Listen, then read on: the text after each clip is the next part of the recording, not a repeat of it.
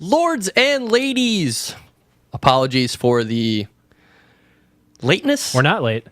It's 6:01. It says 6:01. Don't we start at 6? Yeah. That's a write-up. Fired! That's a write-up in the corporate world.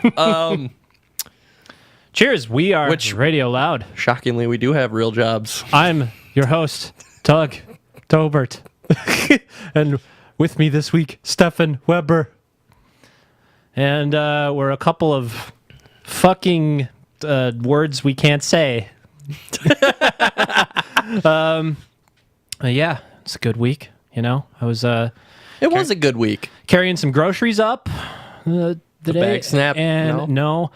I swear to God, most of my neighbors are old, and they always pounce on you when you have the handicapped.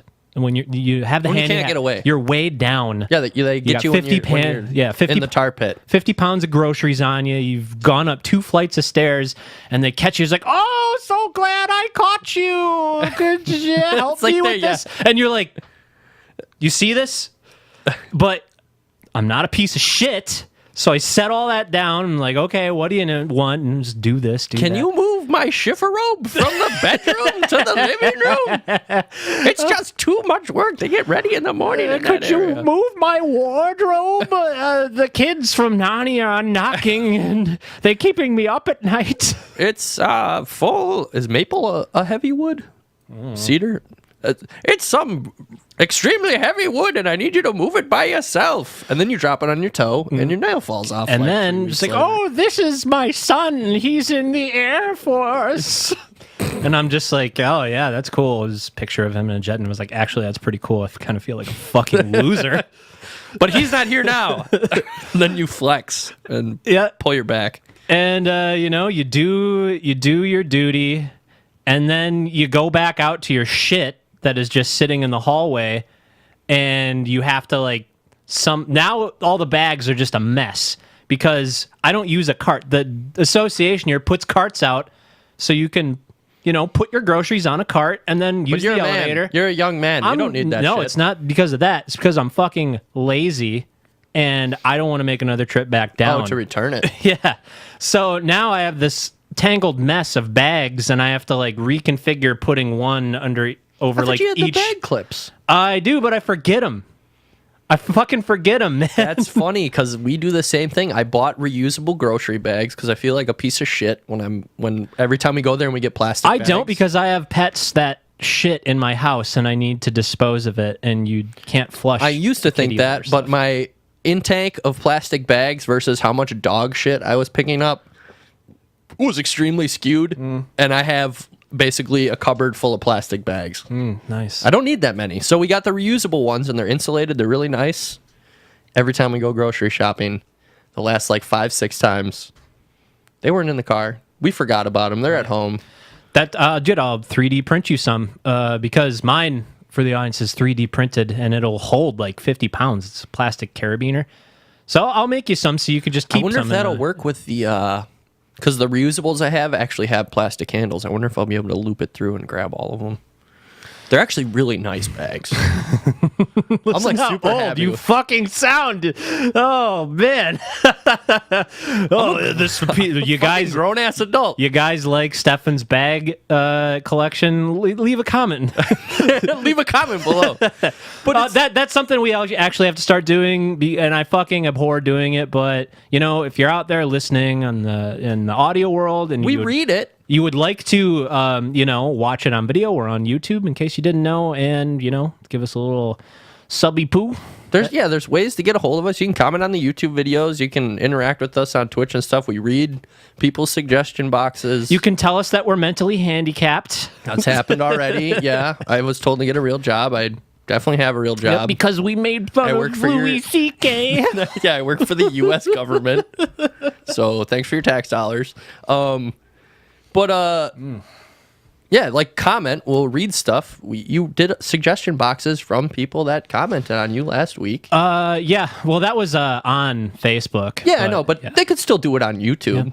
You can also, go to our website and email us through there. Yeah. www.radioloudpodcast.com. So let's get back to the goods. The goods. So, you got any more tales from this week? Or are we going to talk about? I want to talk about the fucking accident in front of my house. The city bus. Right as I'm leaving, I walk out the door. I look straight up.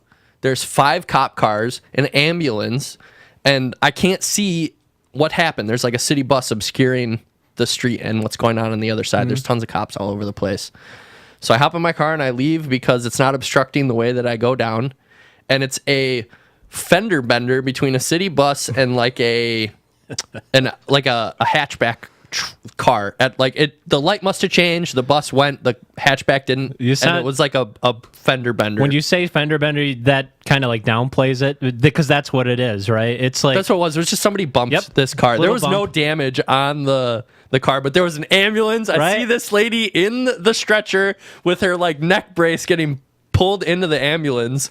I know that city bus driver got fired. The bus was cleared off. Like I'm just somebody hammed it up. I'm picturing it like getting you get hit by a car, and then you're like, oh man, god damn it, and the guy gets out and he's like super nice about it, and he looks at you and he's like, oh dude, are you okay? And then you're like, yeah, I'm fine. Wait, George Clooney? I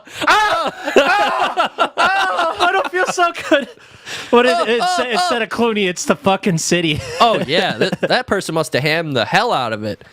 And it was messed up because that wasn't the only accident I saw on the way back from my house. I saw at least 4. And you're only a few blocks from me, honestly. You're like not that long of a stretch. It's just it's a straight shot across town. It's the entire crosstown distance. It's what, like 2-3 miles maybe?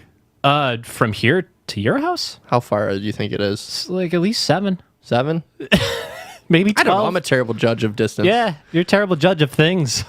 But it was just accident. But city bus one took the cake. Mad for sure. Milwaukee, Fury Road, Hampton. Oh. Yeah, it's kind of funny watching people who don't drive in Milwaukee comment on Milwaukee traffic. It's like, oh, it's crazy out there. And it's like, it is, but, you know, have you ever been in Chicago? Used to it. Yeah. I fucking hate driving in Chicago. You know, you really hate to see it, but your peers start to turn into, you know, the mothers that you used to know. Oh, you gotta go to Milwaukee or get shot immediately. It's like, lay off the news, ladies and gentlemen. Okay. Let's lay into the news. Yeah. So what do we off? Let's lay in. What do you want to go into first? We want to start lighthearted, or we want to start with the serious stuff? I don't know. I think this article that you just posted recently to our shared content is pretty good. Straight out of, I believe the TV show is Taboo on Nat Geo. It's weird. Was it Nat Geo? I don't remember. It was Let's talk about the story first and then go into the comparison. All those channels changed around the same time though, and they did stupid reality stuff. But this is like straight out of Taboo. People fucking gas tanks. People into wearing diapers. Oh yeah, there was that one. It was a person who was in love with an amusement park ride. It was like a Ferris wheel. Oh yeah, and up and down. They were like kissing it. Feeling. Oh man, and there was another one in love with a car. Yeah, that was the guy fucking the gas tank and the exhaust pipe. No. People are fucking weird. Oh, yeah. That's a bad mess. So this one is Gilbert man fakes Down syndrome, hires caregivers to bathe him and change diapers. Whew. He thought it was foolproof. And his mug. Let's see it.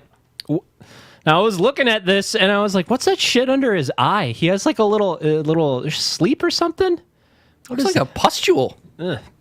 Maybe he has a sty.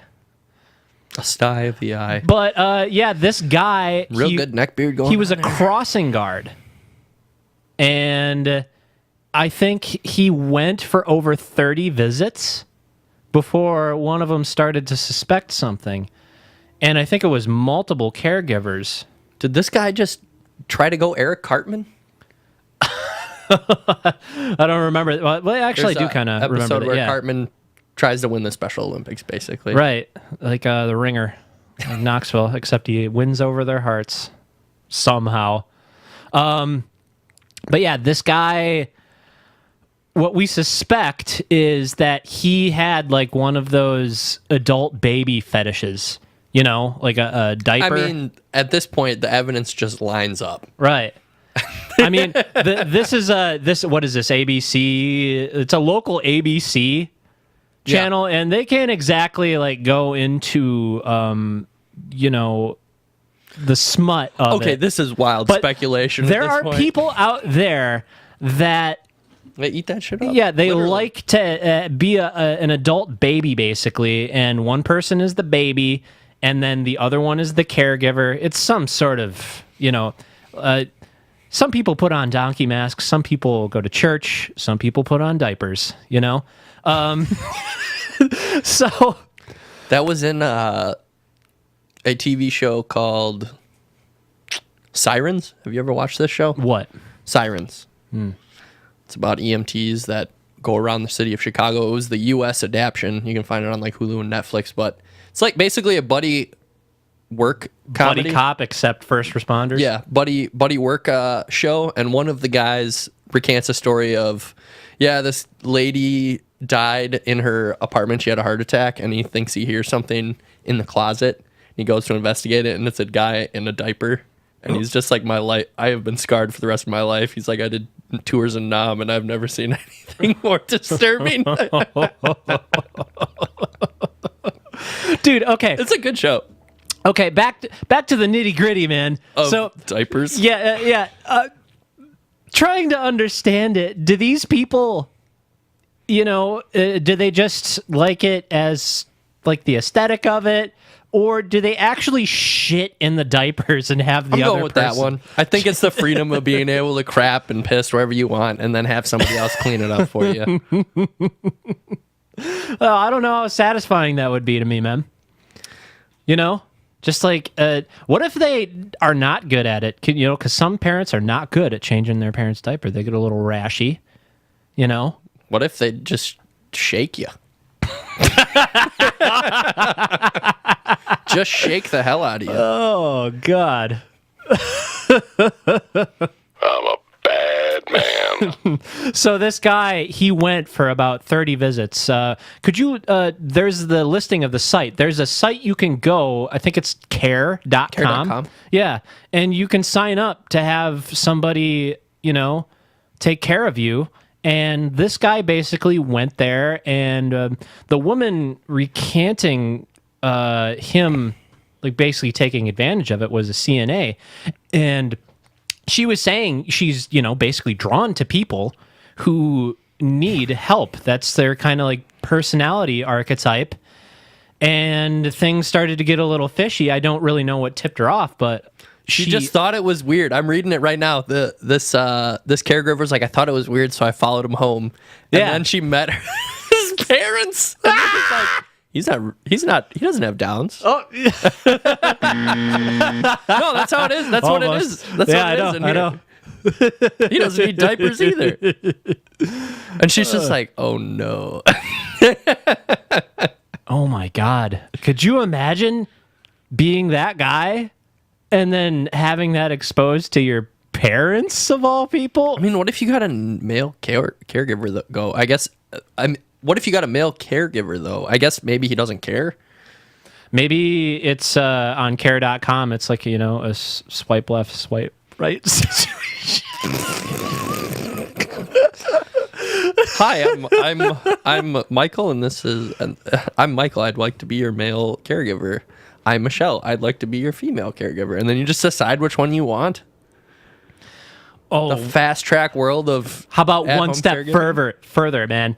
I know there's fetish sites out there for some people who like this, and like you would post there, but it's the wide umbrella of it. What if there was one just exclusively for the adult baby realm where you could swipe by I'm sure it's out there. baby or They have farmers.com. It can only be a few steps away from baby assistance. There's a Christian Mingle, which like honestly, Christians couldn't you lay together couldn't you in your think of a chastity belts. Fucking better name. Lay together in your chastity belts. Don't have sex.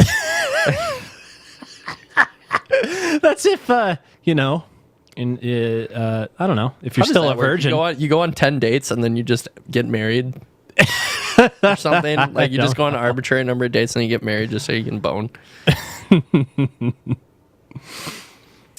I'm married to God. What if there was one for like nuns? Some sort of like Catholic one. I feel like that would be like the. Isn't that Christian mingle? No, Kind of? no, dude, come on, Catholics, man. This is the biggest fucking sluts out there, man. And not to shame them or anything, but there is a common trope where it's Well, like it depends, I guess, what kind of Catholic you are. But the repressed Catholic girl or whatever. What do they call? What is the word for that? The Don't slut shame.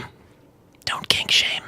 what's the word for the like Pope and all the cardinals and stuff? It starts with an E. I don't know. I was not a Catholic, man. I went to one Catholic wedding. It was weird. It was like 2 hours of just woo. It was almost like, that Batashuka stuff, but That's some Orthodox. Yeah, I've done Irish Catholic stuff where you just burn in the fires of hell. No matter what you do, you can't win. You came here. You're still burning in the fires of hell. Come and get some confessions, and then it's over. Did the Lutheran thing, which is just like, this is a loose interpretation of the rules, but like try to be a good person. this is cool. That's great. Get them in. Fill the seats. They don't got pews there, man. They got seats. They got cushions on the seats, man. I did regular, just plain old Catholic. I'm pretty sure. Now, when you Catholic, say did, because I went to Catholic school. yeah, you say did. You did you go or were you forced to go? You had to go midway through school. They had little 30-minute episodes. Spooky adventures of Catholicism. Kneel at the pews, say your prayers. Okay, Good times. next story. Get a little juicy with it. Yeah, this The one's ICC stuff. This one's a little bit more serious. So the ICC, the International Criminal Court, The was it Rome Commission? As they call it? the Rome. You're referring Statute? to the Rome Statute, Yeah, Rome Statute. which is something that the UN put in place. It wasn't necessarily the UN. I think it was something that developed actually independent of the UN. It was a treaty amongst countries to put in place a system that would come into play if the government failed to persecute certain That's what the individuals. ICC is for, but the UN can still call on the ICC to have them come in and investigate but people. I don't want to misconstrue that it was the UN that put them in place. I actually did some diging on for the Rome Statute formation specifically, because there's only certain countries that are part of this. It's a thing. lot. Yeah. It is a lot, and you would think that the U.S. would be all for this kind of thing because That's the thing. It's changed. It's kind of like a pendulum. It's been changing, But but they're not part of it officially right now. And they haven't been for some time. I thought it was kind of funny that when it formed, there was a ceremony for the the voting and the formation of it that was held at the UN headquarters in New York, in a country that isn't even for it, that actually came out to vote against it. Not anymore. That is for sure. So the ICC is the International Criminal Court. It's based in the Netherlands. Yeah, what's the there's like this dates back to It's like 2005. No, there's before this specifically. There is a place. It's called The Hague. That's what it is. The Hague is where this is actually. It's considered the judicial capital of the world. I think there's something like 160 institutions of law there, and this dates back to like the 1800s, I believe. That one I'm not sure on. That one I'm not sure. It is old. It is over 100 years old. It dates back to one of the first international communities. I think the first one was set up in like 1899, where there was treaties for nations to establish a certain rhetoric for things you just don't do, even in war. Yeah. Which just blows my mind that, war is war. But things that are And we'll get into that. things that have happened that are just so terrible that people are like, no, even in war, you don't do this. Yep. Because it was the 1890s, you said? Yeah, I think it was 1899. One of the first ones. That's when people were buttoned down. There was a gentleman still roaming around the streets, right? And it kind of stemmed out of that. So these guys, the Hague has a storied history. The ICC itself, though, is relatively new. I think it's only a few decades old, or a decade old almost. It was only 2005, I think, it formed. I just felt like it deserved mentioning because the Hague is actually where they keep some of these individuals. They extract them from the countries.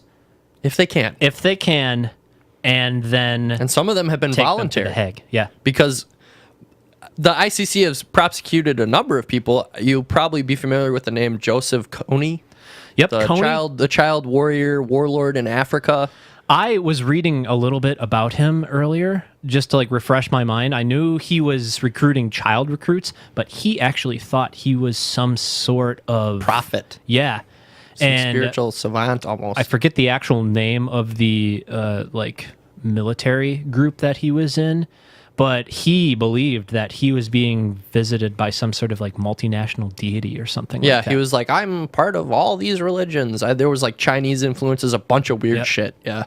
And there was give a you big some push. figures. You'll remember this. There was a big push of that on Facebook. It's like, oh, Kony, I think it was like 2012. We gotta stop this guy. Even that, I don't feel like people really understood it. What was going on? But that was an ICC decided that he was guilty. That's part of what stemmed from that. And the documentary, it was called just to give people Invisible a figure, Children.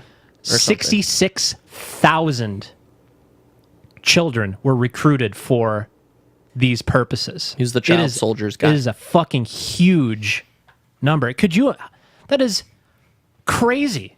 Like, I don't know the figures of the numbers we went to war in Iraq with, you know?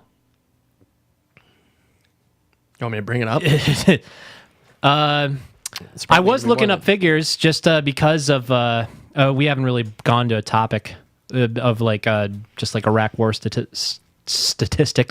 That's less. By 2007, the peak numbers, according to Wikipedia, were 170,000 soldiers. But that's not what we went there with, you know. Okay, so back to this ICC. Okay.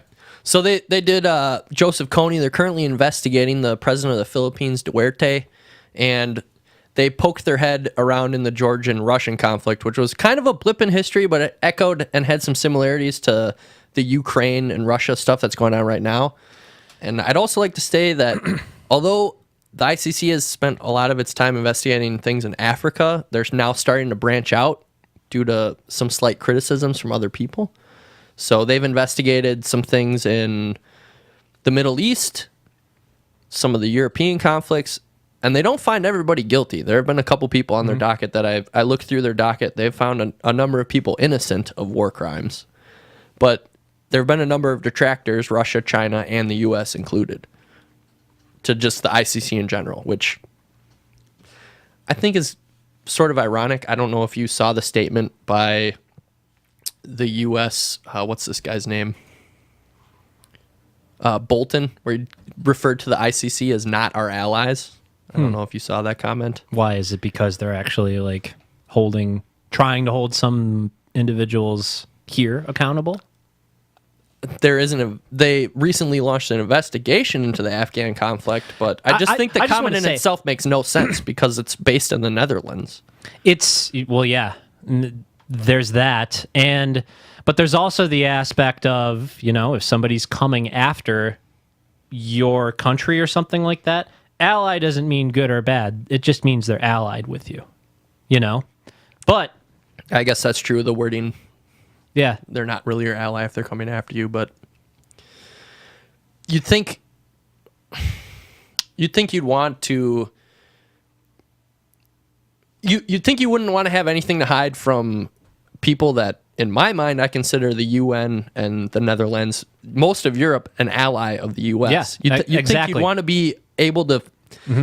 I was just playing devil's advocate. I wasn't stating any opinion or anything. But I'm still trying to defend it. Is the point of... I consider those people our allies, like Europe and the Netherlands. Like the Netherlands, I got some statistics. You know, they're the third largest And they're the third largest direct foreign investor, Netherlands to the U.S., and the largest U.S. to the Netherlands, like foreign investors in each other's economies. Like, Yeah. I would definitely consider someone like that our ally. This is just another thing that I don't know how involved with this administration this particular individual is. He's just during this administration, and it is doing more in this time where we've already kind of like sullied some relations with our allies. Yeah, and that's not favorable on a global scale. Now, granted, not everything that's happened in the history of this investigation into Afghanistan happened during his regime. That's undeniable. Like, he's been there for a year under his regime. Right. But it's a hot mess, and I don't think it makes us look good on a global scale. There's a lot of shit going on right now that is not making us look good on a global scale. Withdrawing from the Paris Accord for environmental reform, that I just could not fucking believe. Go to France. They literally have made a statement. They're just like, if you want to do environmental work, we'll hire you. We'll give you citizenship. You can come here. No thanks. I mean, that's amicable, but Yeah, no, I don't know if I'd want to. I like really enjoy the French people, but just for all the shit most Americans give the French, they deal with so much. They deal with a lot of terrorism and other incidents quite frequently. Right. And I was thinking about that earlier, and I didn't want to go into, like, make this like, oh, 9/11 was this week, we have to talk about 9/11. But just for, like, something like war crimes and stuff like that, and when the kind of, like, time frame that this ICC was established, it was originally pitched in 1998, actually came into fruition in 2002. And I was just thinking about, like, the whole, like, post 9/11 thing, because I've heard not just Americans refer to the terminology of post 9/11 world. And it doesn't really, like, having been a young kid, I was in 7th grade. Like, I remember where I was when that shit went down. I was in, like, a home ec class making fucking aprons or some shit. Yeah, it's in 5th grade. I think we were out. I think we were at lunch or the gymnasium. We all got called into our classrooms for it or something. The crazy thing about that is, like, if you look at just, like, American casualties from that one event and American casualties as a direct effect of the war, I think from 2016, the entire war casualty rack, it was like 4,429, something like that. And that was over like 15 years of warfare, you know? That day was like 2,996, I believe, just like in the span of a couple hours. That was just like kind of crazy to think about. And yes, the rest of the world like deals with terrorism, but you hear it's nothing on the scale of like definitely that. not on the scale. I never would even try to compare that, but no, that's not what I was saying. It's just kind of like crazy to think about it. It's like 3,000 people just went into oblivion in like the blink of an eye, basically, you know?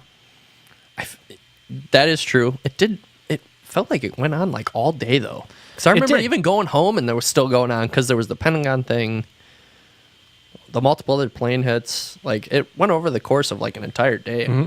I don't know if that's just how it was reported. Well, the attacks were very much within like a couple hours of each other, I believe. But it's maybe it's because we got sent home early. We probably got sent home early. I don't remember. It's a vague and shaky experience outside of. Like, I remember where I was, but I don't remember every detail of the day. Yeah. I remember like the exact moment that like somebody was like, some fucked up shit happened. You know? I think we got sent home early. But the ICC investigating the U.S., and this is because Afghanistan actually called for it. Yeah. They were just like, investigate this. And this is on the wake of Palestine calling for an investigation into Israel as well. Yeah, so what exactly are they calling for Afghanistan? to be investigated?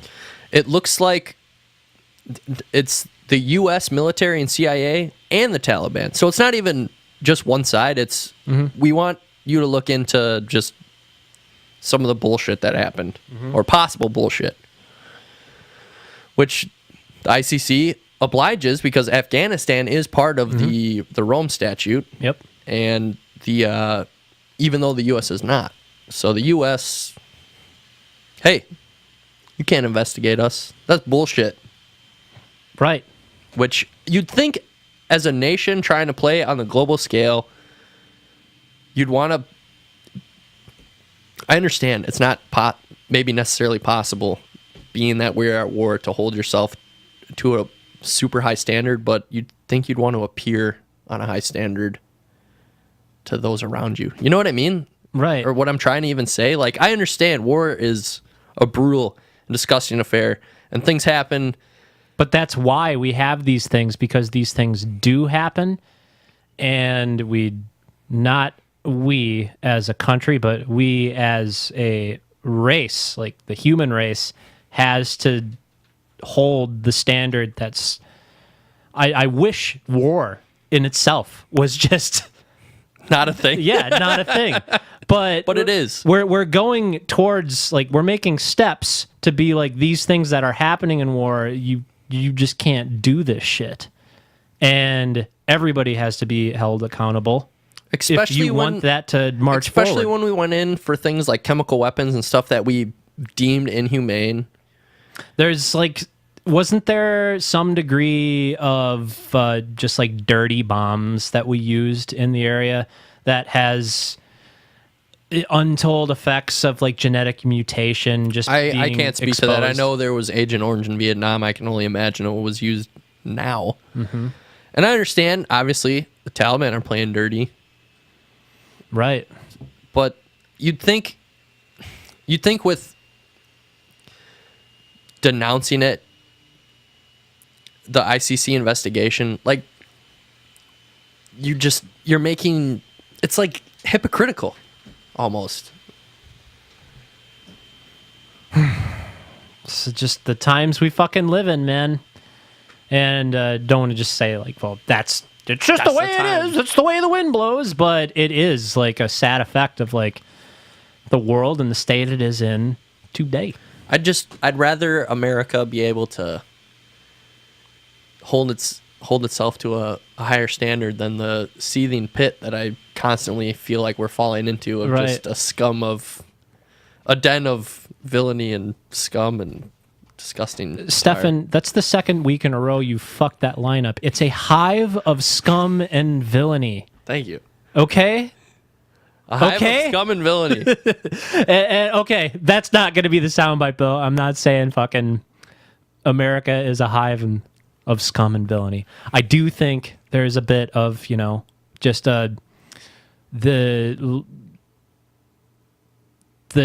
tactics of the way, like, even down to like business, warfare, policing, it needs to be kept in check.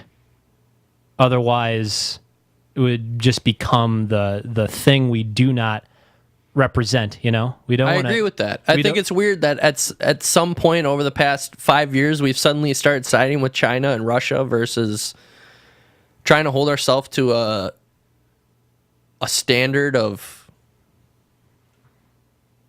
a higher standard and being a global. There's no money in that, Stefan. A global standard that people look to and they appreciate. I still feel like that exists. Honestly, I do feel like it's easy to like get very down upon like the way, especially now, just like thinking about how the rest of the world views us. And I was also like I was watching something earlier about just the aftermath of, like the Syrian refugee exodus and certain places that Whatever even happened with that? It's not even in the fucking news anymore. They're probably still sitting there in camps. This was specifically about Norway. Represent. Like half Norwegian. So it was kind of cool to like look at a little op-ed piece that was done about what was done, not to just, give these people a place to go, but Well, also, they want you fucking integrated in Norway. Yeah. Like, you got to believe in the dream. you said it without even, me having to say it. Yeah. It's not like they are absolutely forcing these people to change their views, but they are like kind of penalizing them without them going to classes, just because there was a degree of societal clash, particularly around the way these two societies treat women. And it's not to say that like all Syrians do that, but it was like a major part of their culture. It's like once you get married, you're almost treated more like an object to a certain degree. And they had a lot of that with yes, it is kind of malicious, no matter what way you say it. But you had men that just didn't know any better. And it feels weird to say that and defend that just so you're not outright being like demonizing these people. But they just didn't understand this isn't the way that this place does it. That just because a woman is like dressed in a miniskirt, that she doesn't want your sexual attention because she's dressed that way. And they talked to like a little group of individuals who honestly professed it's like it was hard at first for me to understand this, but now it's like much different for me, like integrating in society. You had people like that who would actually like see the difference and come to adapt. And then you had other people who, even women, who would say there kind of is no changing, but I'm doing this more for my children because they Deserve a better life here in Norway than what the fuck's going on right in Yahoosville. the fucking extermination, getting fucking bombs dropped on your goddamn heads. I guess my last thing on the ICC is I'd like to see the U.S. look into it themselves. Even if Well, yeah, that's one of the purposes of the turn ICC is that if the country won't do it. into your fucking self. And I mean, I think just denying it is stupid. I think being honest and trying to hold ourselves to a higher standard is really important, especially in the current climate globally. Right. I guess that's my final statement. Like, I do think it's weird that there would be a foreign group of people investigating our own people because we don't want to. You know what I mean? Yeah. Like fucked up shit probably fucked up shit did happen. It's not even it didn't happen. It did. Because it's fucking war. But it should be looked into on our own terms or whatever not. Or whatever else. Whatever else. How the fuck do we segue out of this into like the other topics that we had? Just jump right into it. And that's right here. Because oh no, this one next.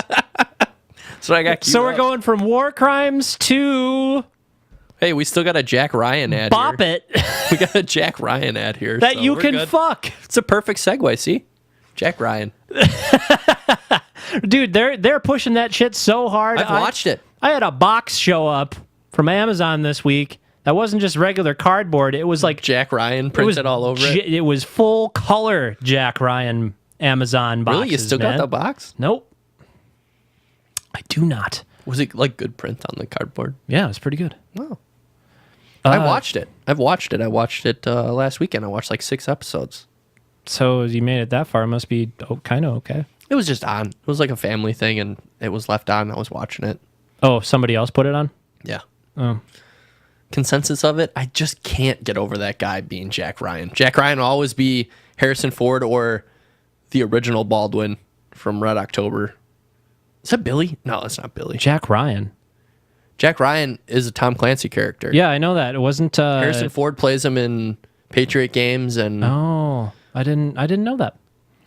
Wasn't Jack Ryan, or was that Jack Preacher? Wasn't there a fucking Tom Cruise movie? yeah, that's something else. Recent? I think Oh. that's Okay. I could look it up, but that's something else. Nah, we don't need to talk about Mr. Scientology. The Jack Ryan thing, though, he's a Tom Clancy character. He's like a button-down CIA analyst who's got this good old boy, we're going to do it right, the American way type of attitude. And he has his, like, it's similar to like a Captain America type mindset where it's like, I uphold the American ideals, but I'm still going to fight the system's corruption. He's a good character. You know what we should do? We should talk about some of the media and skip the fucking bop The it sex you can toy? fuck thing. Because other than it just being absurd, now the people out there are like, what's this? Basically, a guy made a fucking bop was it, that? a bop it that you can stick up your, and you could stick your dick This in it. is what and- analysts think it might look like. Can we put this on YouTube?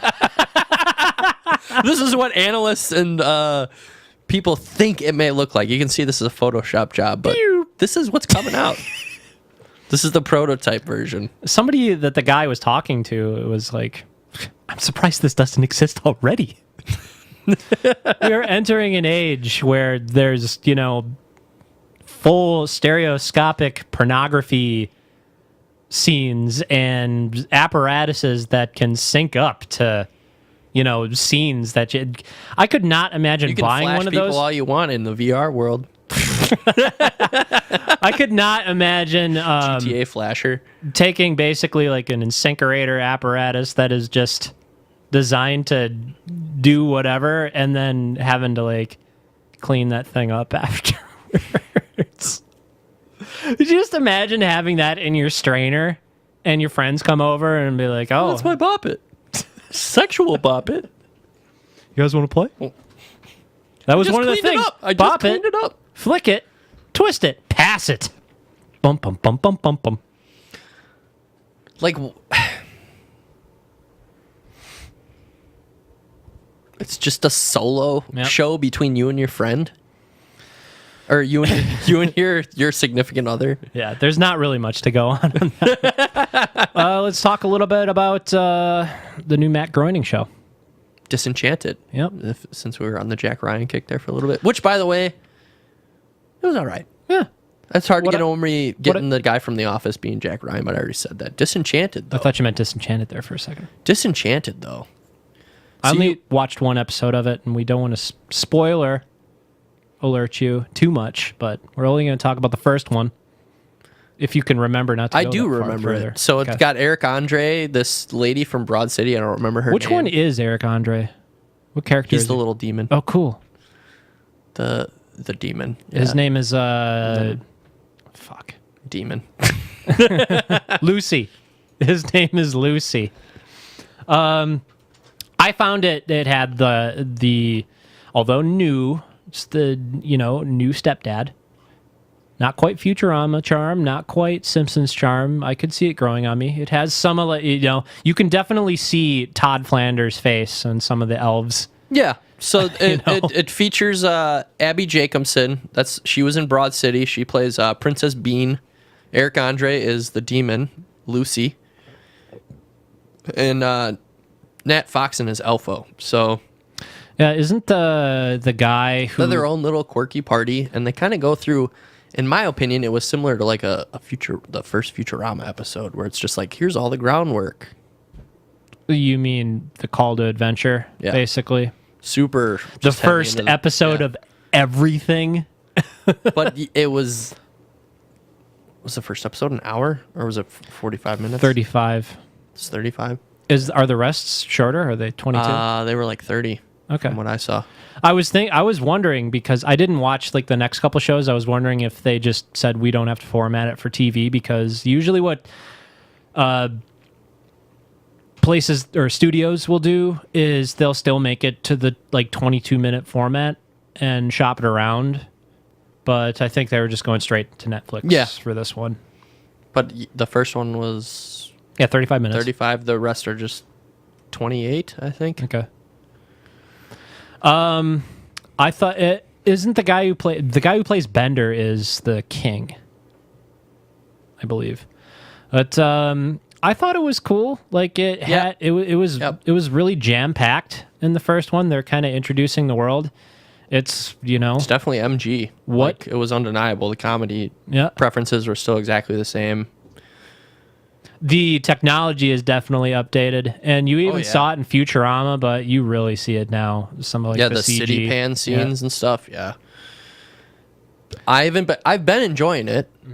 Due to the fact that it's straight to Netflix, there's more story involved than one-off shooter episodes, but they still get the punchlines in there in like a solid delivery form. But this one is definitely more focused on an arc. It is an arc. Okay. Yeah, it's definitely more focused on an overall arc.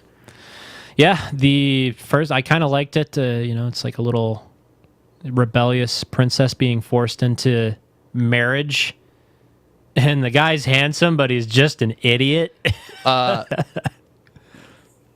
Yeah, one of the suitors is played by Matthew Berry, which is Who dat?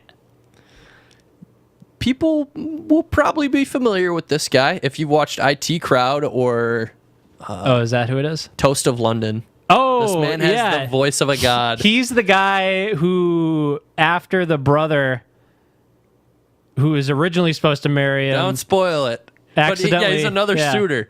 But it was clear that the character that he's playing could have been easily voiced by the same guy that did Zap Brannigan. right? We're just like, this guy's It's like an English Zap Brannigan or whatever. It's great. I love the casting on that. Zap Brannigan was originally, the entire character was designed for Phil Hartman, but he unfortunately was murdered by his wife. Bizarre story Right. involving Andy Dick. Yeah. John Lovitz recently accused Andy Dick of making Phil Hartman's wife relapse on cocaine, and I think Phil Hartman was cheating, though, on his wife, and she went crazy and shot him one day. But that's why... It's all up in the air. That's why they named the main character of Futurama Philip J. Fry. They named after Philip Hartman. Overall, I give it a 7 out of 10. It still needs to win me over a little bit. But, it's got the same charm. It could go great places, wonderful places. And there's a lot that they could do. I really liked... It's like a whole season, though, man. There's a lot of stuff already on there. I liked this thing that they were able to do with Futurama that they weren't able to do with The Simpsons, that they're able to do with this one, is just like the projection of like things that humans would go through, but putting them onto fantastical characters. Like the woman who... Like Elfo is just a direct caricature of a prepubescent boy, basically. Yeah, he's who just still good. has all this innocence. Yeah. And he's just like, I love ladies, though, but I don't know why. He's like, what is this, war? I like war. He like just gets War is out. cool, He's yeah. like, war is cool. I like it, but I don't love it. Yeah. He like literally stabs a giant in the eyeballs. More or less on accident. But it was still funny. And One of the things Lucy just plays the devil's advocate on the shoulder, which he directly implies he will. one of the things I liked was the main character's stepmother, who is some sort of creature from the Black Lagoon. Yeah, she's like she's a fish lady. Yeah, she has like gills or whatever. And like Just leave your eggs on the table. Yeah, that's what she was talking to her. She's trying to, like, before her marriage, she's like, you're expected to consecrate the wedding tonight. Just do what I did. Just leave the eggs on the table, like not understanding that she doesn't have that biological function. But it's interesting, like, creating this fantastical character's biological function, trying to make it relatable to humans. And this completely completely unrelatable situation that even nowadays, it was like a medieval thing. It's like you're expected to fuck on the first day of the marriage, or it's not like legitimate.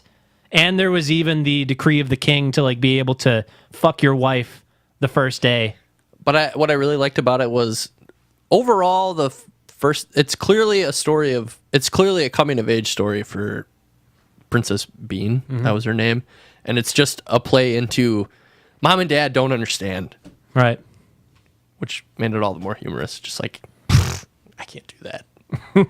Because you're not even a human, but it's more just the relatableness, a play at the relatableness of a teenager to their parents at that age, where you just... Is she even a teenager, though? I'd assume so. I would think maybe she's a young adult. Yeah, that's a teenager. Oh, yeah. Young adults, like well into your 20s, though. But just the whole mom and dad don't understand type of deal. It's definitely a coming of age story. One of the fucking like little things I like that they snuck in there is on the wedding cake, on the top of the cake instead of the bride and groom, they have the two kings. He specifically asked for that like right away, though. He's just like, there's not enough meat on this cake. And it was the two kings making out. That was great. That's kind of funny, though. Like, just the wedding isn't what's actually important. It's all the treat is day. Yeah. Or, yeah. I don't know how much that applies to nowadays because it's just not something that was ever very appealing to me or most of the women that I've dated. What's that whole arranged marriage thing, which is a whole nother talk that we don't even really deal with here in the average U.S. of A. and citizen. We're a good chunk into this, so why don't we go to break? All right.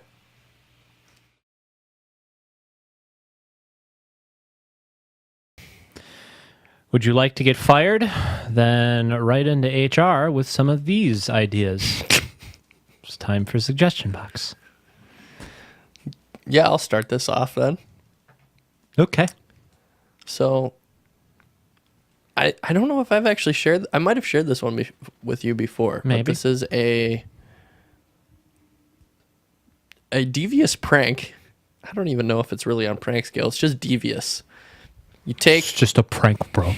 You take a piece of animal feces, like dog or cat, and then you flatten it, wrap it in wax paper, close it in a container, and then you freeze it. Yeah. And then on a hot summer day, you go to like a parking lot where somebody has their window cracked a little bit that you don't like, and you slip it through the... Slip it right in. Yeah, you slip it right in. Why? Somebody heats up, and then the whole car stinks. Who hurt you, Stefan? Who did something to you? This came out with the serial pooper incidents at work, where the guy was crapping in people's cubicles. Did he escalate? No, but I thought of this would be really devious as well. Be like the next thing to do? Yeah, because it would be awful. Anything to do with shit in people's personal space, it's not don't a prank anymore. This is what's going to get you tried by the ICC, man. This is a war crime. This is a personal war. It's taboo. Like that shit with back on CKY. I think it was CKY, not Jackass. CKY was doing the shit on the dollar bill at the end of a fucking fishing reel.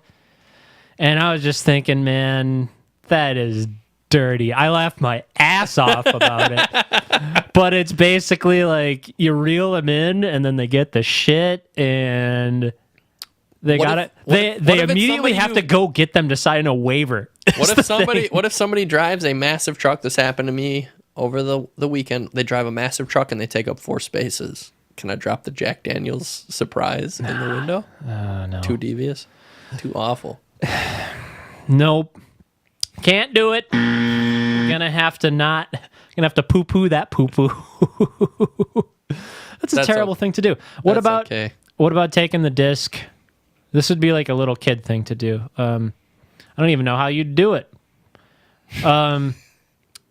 You take the shit and then you rolling pin over it, something, and turn it into a flat disc and then put it in the fridge, not the freezer, to get it to firm up. And then like cut it to the size of a standard DVD and put it in your parents' player.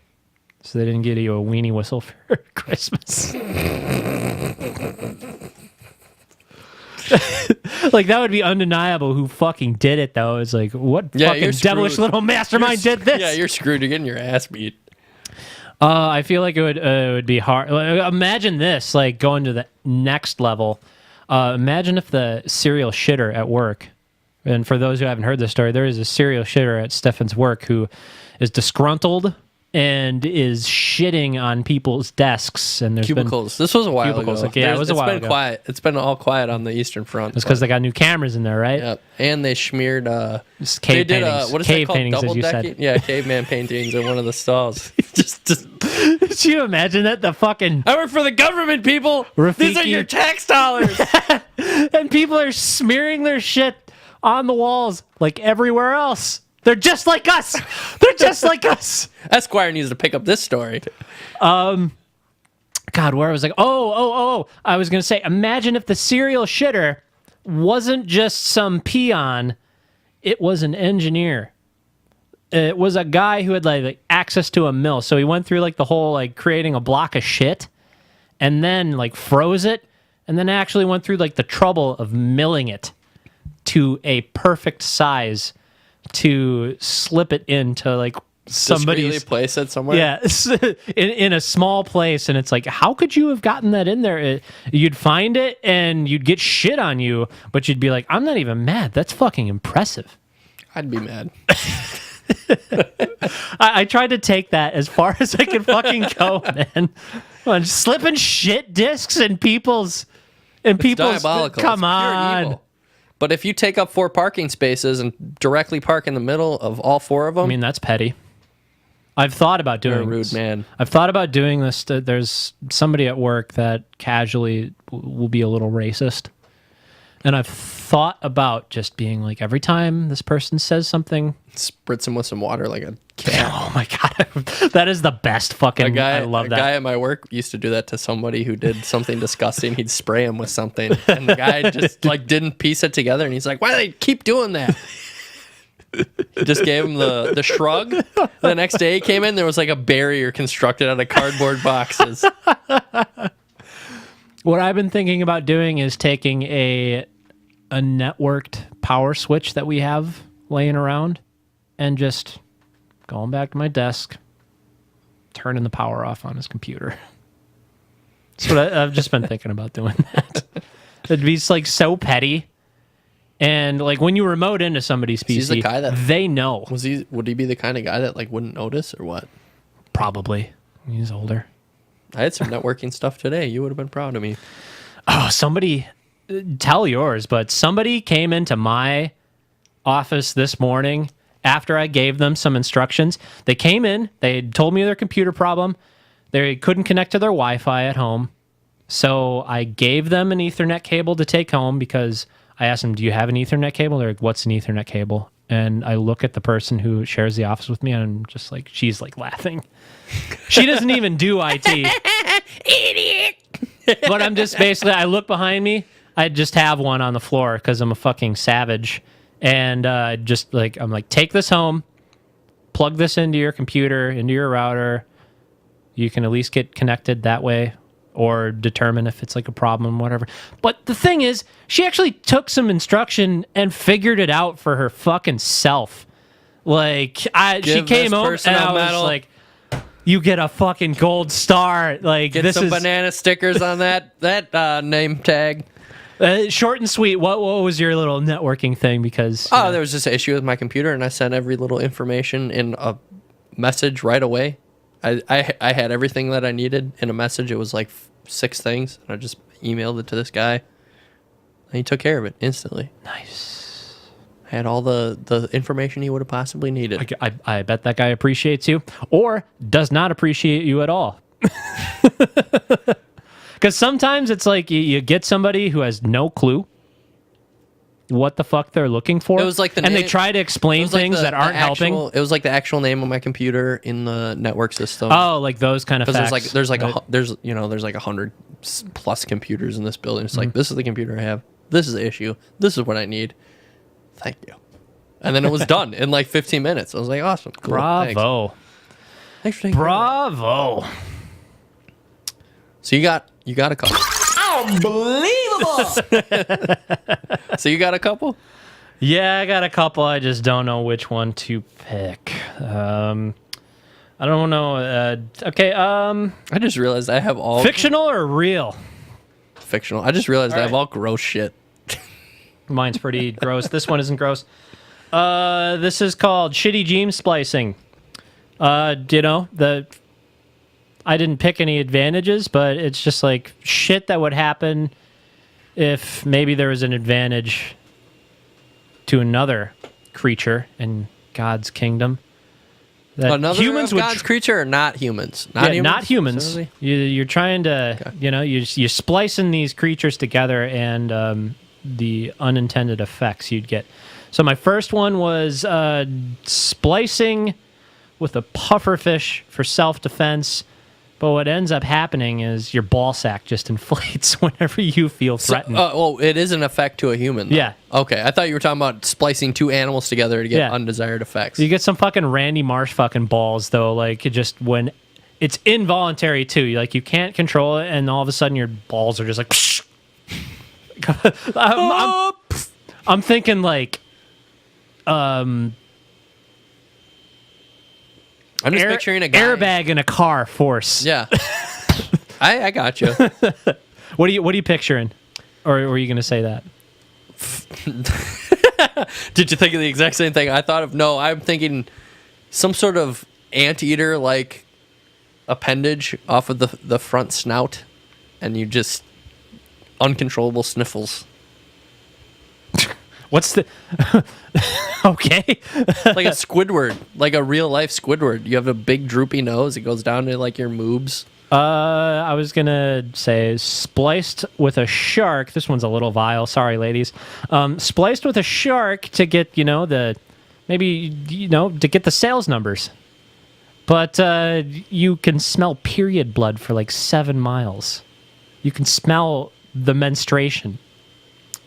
The tale I heard of a man who was in, is it some kind of lockup where there was men on one side and women on the other. Oh, and He said they'd get on the same cycle and you could smell it. once a month or whatever. Just everyone in the men's block is just like, it's going down. I could not fucking imagine that, man. Ay, ay. It's like The Shining. Oh, where the blood gets off the elevator? Yeah. You just get hit with it. We were talking about our boy, Matt Groening. He had the Simpsons had this great bit about The Shining in a Treehouse of Horror episode. They were lampooning on The Shining, and they were going to Montgomery Burns's. He was like the hotel owner. And I've seen that one. yeah. And he's just taking him on the tour, and then the elevator door opens, and the blood gets off, and he's just like, oh, that's odd. Usually the blood gets off at the second floor. Okay, I have a stupid genetic modification. Okay. It'd be giant elephant ears, but they'd give you no extra hearing benefit. You just have, okay.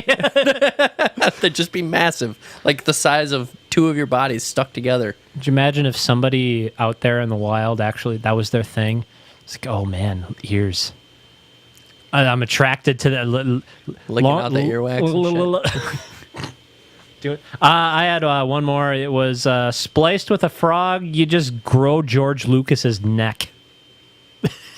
I was thinking the legs, but you wouldn't be able to walk normally. You'd have to spindly Just- walk everywhere. Just actually leapfrog. Yeah. Or when they try to run, their legs go in 360 degrees rotations, and you just... Speaking of frogs, it wasn't this week. I think it was 2 weeks prior. You know the It's Wednesday, my dudes, Zemo Nitro Frog Yes. videos that came out. This guy actually did one weekly for an entire year. And he finally called it quits. And he's like, I'm not, I might still make these videos in the future, but I'm not doing them every fucking week, ladies and gentlemen. But fucking cheers to that guy. 365 of those? No, weekly. Not daily, weekly. Okay. 52. You can catch it on the compilation Zemo Nitrome, all one word, but he's the guy who took the It's Wednesday My Dudes guy and made it into what we all know as the It's Wednesday My Dude frog. And some of those are good. Some of those are terrible. But that's what you get when you put out weekly content. Oh, and that's a bad mess. All right. Got another one? So I was driving in on the way to work. No coffee. Nothing. Sitting at a stoplight. I don't like drinking coffee until I get the radio, get to work. I got the radio turned down. Well, I started doing this cold brew thing where I brew the coffee and I just keep it in a chiller and then I just pour it and down it right away. I'm on the way to work. I'm stuck at a stoplight. I had the radio kind of turned down because there's nothing good on the radio, and my drive's so short. There's no point in me even hooking up my phone for music for 5 seconds. But I'm listening to the radio, and I swear to God, this ad said, "Yeah, get head lice, $9.99." And I know that's not what was said, but I hit the power button on the radio, and instantly I was just like, what if there was a business where it sold infestations to get you out of work? Oh my God. For like super low prices, just like, oh yeah, come get head lice and you get like 2 weeks off of work or whatever else, you know? Especially with like the bed bug thing we had recently where it's just like, yeah, get infested. I got the bug, you know? She's got the bug. Yeah, just nasty shit. It would be like, yeah, come get crabs. We'll medically insert crabs on you. You don't have to do X, Y, and Z or yeah, it'll be called tummy touchers. That's actually stolen from and their advice would just be, oh yeah, just shave your whole body for like half of them. Just shave your whole body, eyebrows, beard, everything. That would be it. In the future, when you get lice or crabs and or full-on head and body crabs, there's going to be a new bug that evolves in the future just for the one-stop shop for body infestation. It goes to the hair, it goes to the fucking balls, it goes to the fucking the treasure trail, all that shit. And the government, it's going to be socialized healthcare then, so they're going to be like, oh, just shave your body. You're getting a fucking bikini wax, bud. It would be the full wax. It would be like Cinco style, too. They'd be like, and we got to remove your teeth. Oh, could you imagine that? A fucking bug that infests your mouth and you got to get your fucking teeth removed for it. New dentures. There's a guy in my work that needed a ton of dental work. And I told him, I was just get them all knocked out and just get dentures. I mean, at this point, you got nubs. Just get rid of all of it and get dentures. Did you do it? No. No? He's just got a jacked up, decaying from the inside, messed up smile. It's just like, just get the fucking dentures, man. It's probably cheaper overall. You just hammer the last couple out. But they hurt, from what I hear. Dentures? Yeah. Well, Really? my grandpa used to, well, I'm hoping from the late 90s to now that denture technology has improved. But what he used to do is put peanut butter in between. Well, yeah, they have like dental paste and denture paste and stuff. That was his thing, though. He'd put peanut butter in between the dentures and the gums. No wonder you needed dentures. You're putting sugary stuff all over your mouth. Yeah, I know. But it was the man's last joy, man. He did it just so he could have a little snack. Did he sit there and and just, relief? like a dog? I don't know. I only saw him every now and then. Because that's what my dog does when I give it peanut butter and a bone. Fucking do this shit to freak me out. When he'd just be like, ha ha ha ha ha, and then he'd intentionally let his upper teeth just drop down, and I'd just be like, ah, Jesus Christ, and he'd laugh even fucking harder. I love it. Yeah, he used to do that shit. It was almost like a mouth within a mouth. It's just the gums hanging onto like the teeth. It was like an alien mouth. He could just attach his fucking dentures, and he'd just be like, ah, and then they'd like clamp together, but his mouth wouldn't move. Yeah, and he'd fuck with them. Like he just became like a new thing to fuck with because he had him so long, you know? Yeah. Oh my God! Did Steve-O tell the gumming? Yes, we've went over it live Here? on air. Yeah. Oh my God! So then it's okay to mention because we're bringing in more people now. They might not have heard our buddy that we have on monthly. You can tune in for the monthly Steve-O show. We had him on 2 weeks ago, so he's going to be due after this next guest if he can come on. But yeah, he met up with a girl at the bar. Wasn't that old? Took her home. And he took her home. Actually, Laying on the bed. He didn't take her home. She took him home. Yeah, that's a good point. And, you know, He's laying on the bed. good sex. And then, you know, the morning after, he's still there because he can't take the walk of shame. He can't vacate. He's a little He's stuck. just not that kind of guy. Yeah, well, he's not. It's not because he's a good Samaritan. It's just because He's just he not can't that afford the kinda guy. cat fare. We love you, Steve-O. But all of a sudden, she takes her teeth out, and he's just like, whoa, whoa. And He's just yelling inside his own mind. he wasn't yelling inside of his own mind. He broke down laughing. And he felt bad for it after the fact, and then he reconciled and then got a gummy. Yeah, he said he wanted to feel the velvet ropes. Is that a gummy worm then? I don't know. I liked his referring to it as the velvet ropes. Oh, all of his terminologies, man. You know, we got I'm sure it didn't come from him, but I heard like the Kentucky waterfall for your hairdo there. Yeah. The flow. The shithouse polio for sitting on the toilet too long came from him. I'd never heard of those two things beforehand. What was the last one? Was it mine or yours? It was yours. Yeah, it was mine. It was the bug infestations. Yeah. That one actually was pretty good because we kind of took it someplace. So all we got to do is just... Headlights for $9.99. Get out of work for 2 weeks. Is that all it takes? 2 weeks? I don't know. I imagine it's harder than that. But All right. This one was from... Okay, do we want reality or fiction again? reality. This was from last week. Just fucking going out with the new GF, going to this like little sushi place, and it's like lunchtime. You know, it's getting a little busy, and just the shit you encounter in the city versus living where people densely live in the city. And You're just more. You're more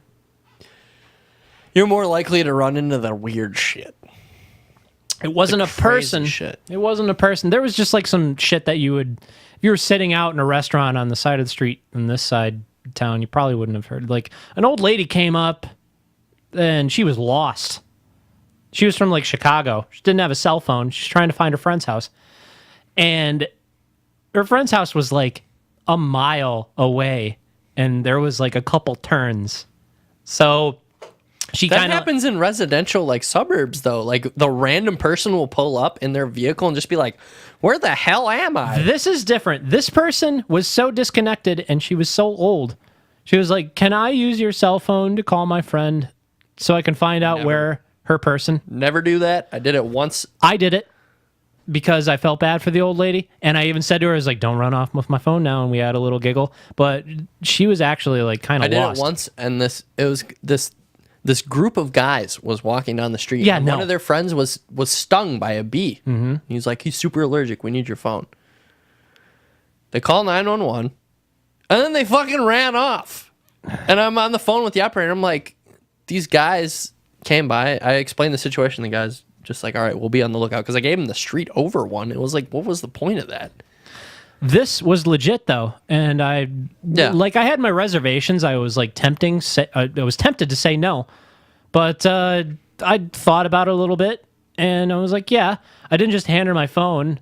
She gave me the number. I dialed it for her. Like, she was old enough that she wasn't getting away. And I even jokingly said, "It's like, don't run off of my phone now."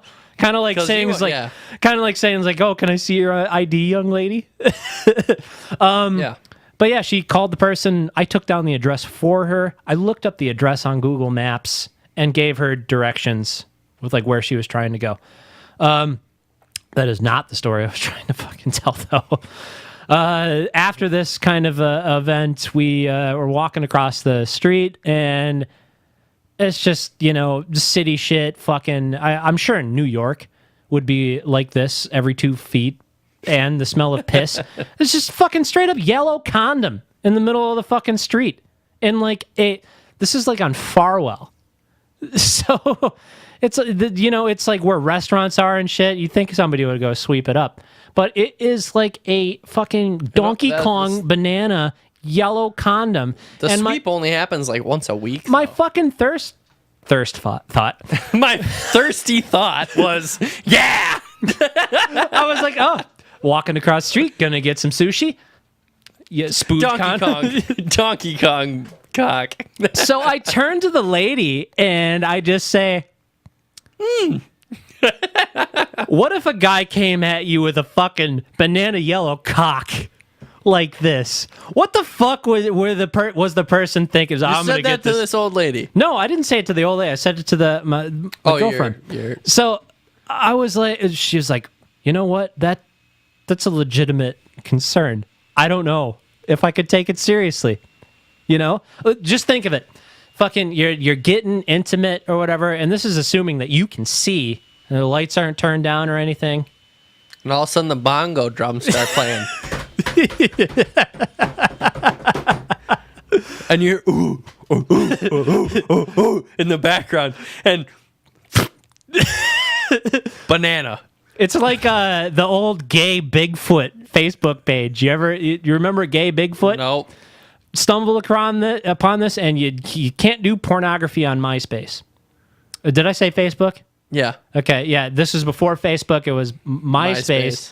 And there's just this page. It was gay Bigfoot, and it was just this big fucking pink Harry and the Hendersons guy with this dumbass Harry and the Hendersons fucking smirk on his face, and there is a fucking banana on it that had been peeled, and it's a cock on the inside made out of fucking banana skin. That's like, what we're going for. It was like some Morris the Great shit. Get the bongo drums, the in the background. She's ready. Get some tiki torches. You got the ambience. You're good to go. Could you imagine if that was a trope, slipping on condoms? It's just like disposed of condoms are so common. You just like, whoop. You get the banana. This just reminds me of Statutory Ape by Black Dahlia Murder, where the gorilla comes out and it's just like, they probably catch shit for that nowadays. You think so? Because they did change the name to Statutory Ape. I don't know. It's a clever play. I'm sure they still do it. Okay. Okay. What do you got next? This is going much better than I thought. It always goes better than I thought. I always have this prepped this week. I always have this feeling of existential dread when I go to the rights now. No matter how many I have, it's like, oh, I don't have that many this week. We just always find a way, no matter how much material we have, to stretch this into just as long as we need.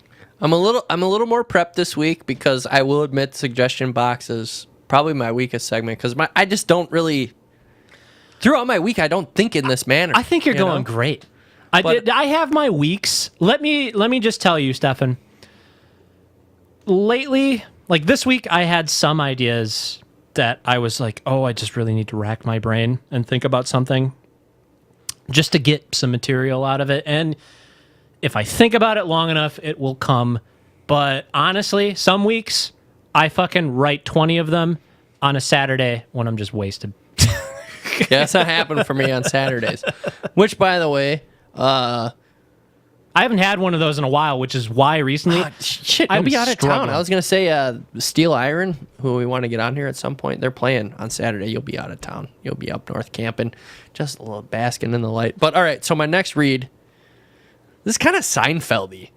I was walking my dog. Shit, I picked it up and I went, "This is a doggy bag," and I thought, why do they call doggy bags what you take from a restaurant? Because you like the food. And that's why you're taking it fucking home. Why do you call it a doggy bag?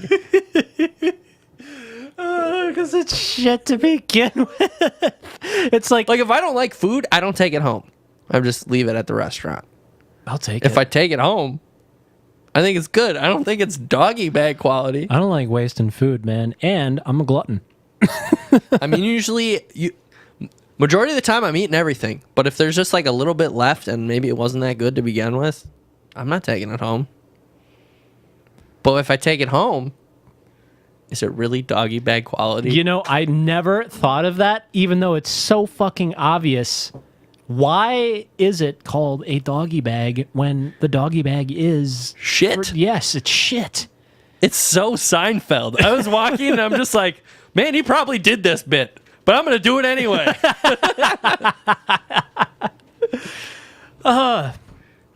Honestly, it's been a while since I went to a restaurant and it wasn't delicious. Honestly, I had some of the best ceviche I've ever fucking had, and it wasn't like technically ceviche where they'd cook the fish technically in the acid. They kind of let it sit in the acidic bath for a while, if you're familiar with that. It was like done with sushi salmon, and it was like so good. And it was like so good and so little. It was just an appetizer plate, and that was like what I got for the meal. I got like that and a salad. But it was like 5 pieces of sashimi salmon with like the ceviche fixins over it, and you just put it in your mouth, and you're like, oh, this is the best piece of food I've ever stuck in my mouth. We went from I can't think of the last restaurant I went to where it was just like plop it out of my mouth. I don't think that's happened in a long time. I mean, there's like poop out of your mouth. That's garbage. Or spitting it out into the napkin and subtly placing it back in the corner of the plate. That has not happened in ages. But just the doggy bag concept. Sitting there walking with the bag of shit, and I realize I should eat this. So I sat down on the curb, I ripped the bag open, and I just started scooping with my fingers. No. But very Seinfeld. So this is one that I wrote down a couple weeks ago, and I've had to bump it twice. I can tell how many times I've bumped the material just by the structure of the way notes in Android phones work. Whatever note you wrote in last goes to the top. Yeah. So sometimes ideas get buried that you don't use. So this one is called Old Cells. This is, it's a common trope for sperm to be portrayed like they're fighter pilots. What if it was portrayed like dog races? And there's old cells in the crowd looking at the young, fresh ones. And they're like addicted to gambling. So they're like dog race gambling on the sperm races. How do I think that would go? An invasive procedure. For sure. But I can just see people getting rabid over it. And then their underlying remark every time would be just like, it's all luck of the draw or whatever. Like because there'd be no statistics because this is all just, It's just one. It's so raw. It's one and it's gone. Yeah. It's all so raw and visceral. Like you can't rig this. That would be like their whole underlying premise. Like you can't rig this. This is just raw. It's uncensored. It's real. It's live. Could you imagine the one sperm cell that made it back and they were advertising it like, oh, this one's trained, and it's just like it's past its life cycle and they don't really understand. it's like no good anymore. It's just designed to like transfer genetic material. Like, honestly, what the fuck would that sperm cell be like to a almost like a Osmosis Jones character in the body going to a dog race? It wouldn't be like a dog. Like, what would the sperm cell be like? Because it's just, it exists for so little time. It would just be like, can we make it a F1 racer?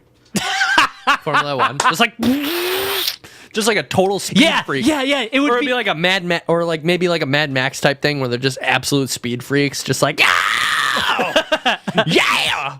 It would be like fucking MotoGP racer helmets, but it's just the tail like attached to that, and they're just like, or they have an engineering team. Each, like, there's a bunch of fucking engineering teams that cranks out the types of people that you could potentially get, and it's the teams that survive. Yeah, and they work on this little being that just exists for one, and then they have to build an entire new one. That or they're all just Sammy Hagar. So there's, I can't drive 55. So this arena would have to be massive. It would be so big because there's millions of them. And you keep cranking them. I don't know how many, what's the average sperm count? It varies, you know. Stefan, Mr. Fax, he's typing it up. Only the facts are. What's the average amount of semen in a load? I don't do this at bars because this ruins bar combo, but we need facts here. Holy 15 crap. million. This is a goddamn... Holy shit. Give us the numbers, Stefan. It looks like I got low sperm count. Can you give me a minute here? Normal sperm densities range from 15 million to greater than 200 million. That is a huge margin there. Right? Oh my God. Per millimeter of semen. So, wait, what? Milliliter. Sorry, I misread that. Milliliter. I was like, holy crap! For a milliliter of semen. Oh. I feel like... You were considered to have a low... Okay. So this statement directly contradicts itself. You're considered to have a low sperm count if you have fewer than 15 million. Oh, I thought... I'm bad at reading. We know. If you're below 15 million, you got a low sperm count. 15 million to 200 million. That's just such a wide... That's a lot of spunk, man.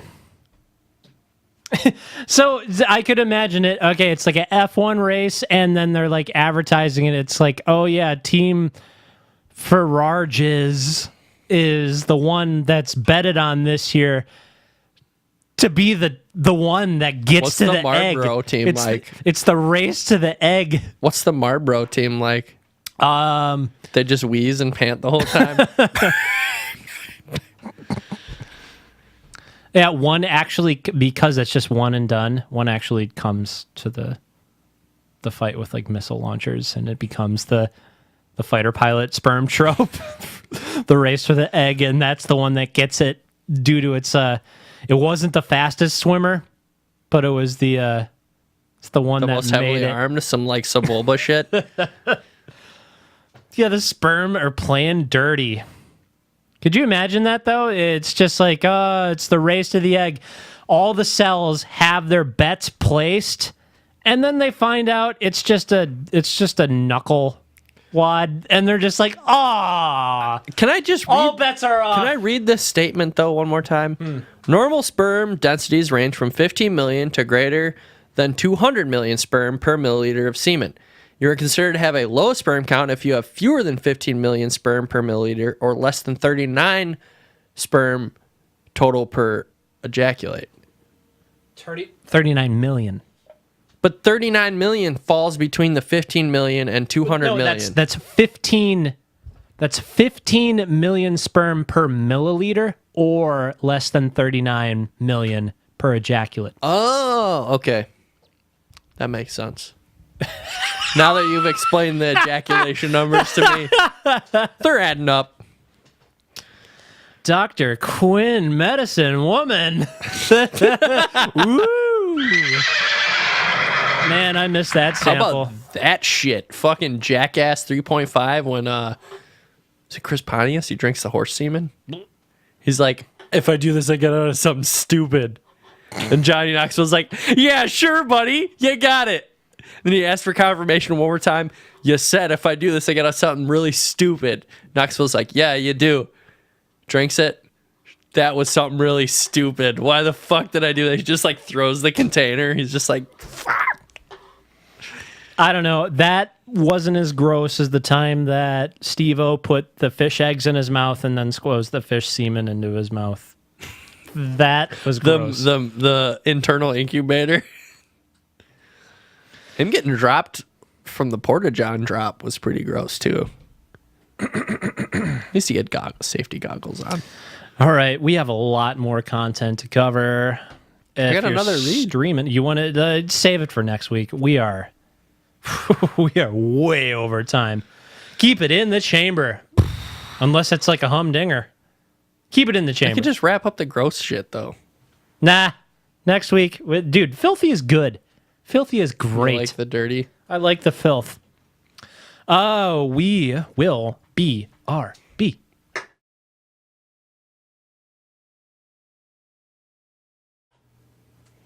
Like, hey, Scoob, it's time for the Radio Loud Music Review. Zoinks! This is the point where we each pick an album, although Stefan picked these two this week. And we usually have drastically opposing musical tastes. And we each listen to them and talk about them.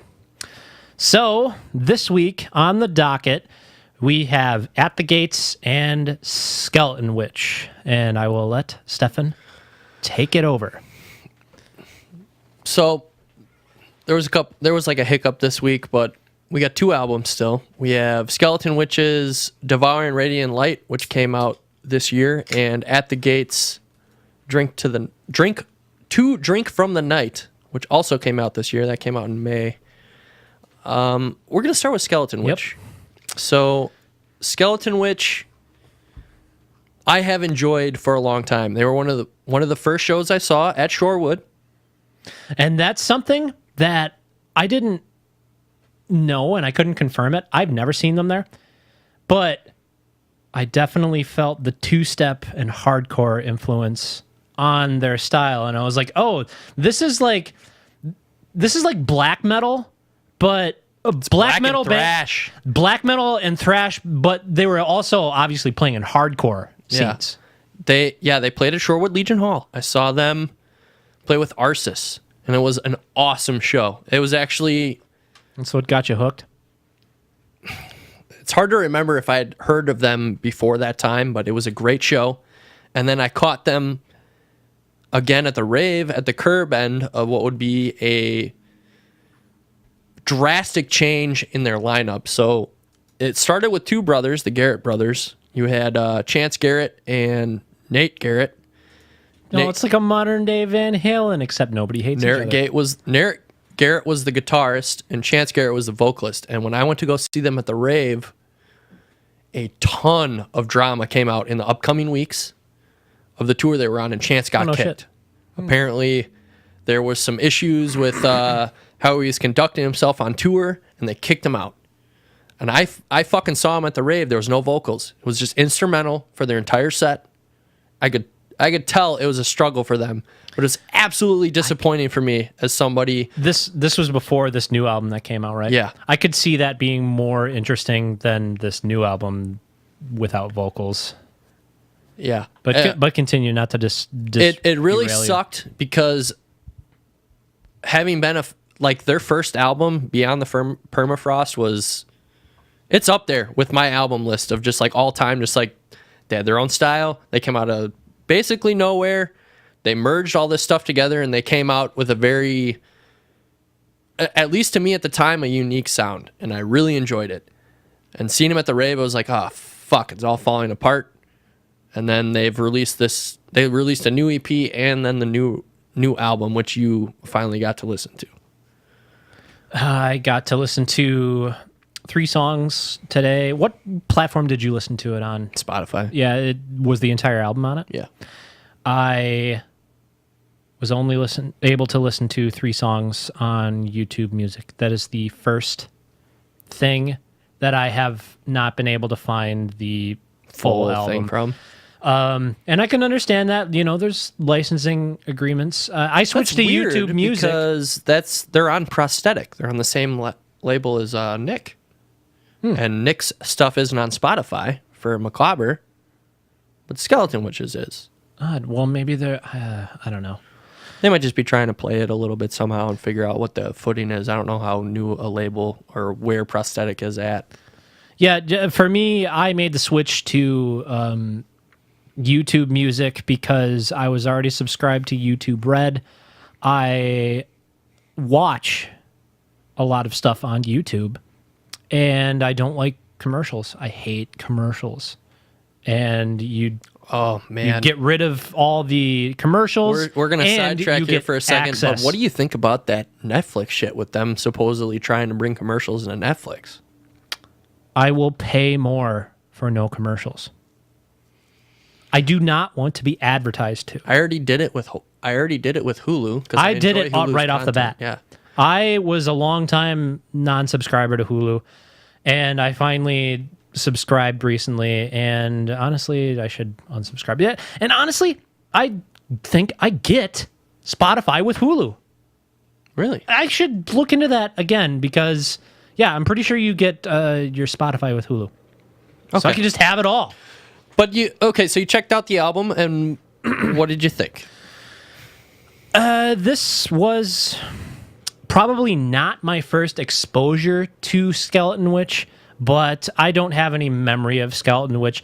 And this is one of the things with my musical tastes is I was struggling to find an analysis of it without multiple listens and without really focusing on it because there's just nothing that grabbed me and like shook me by the balls. On the new album or the old stuff too?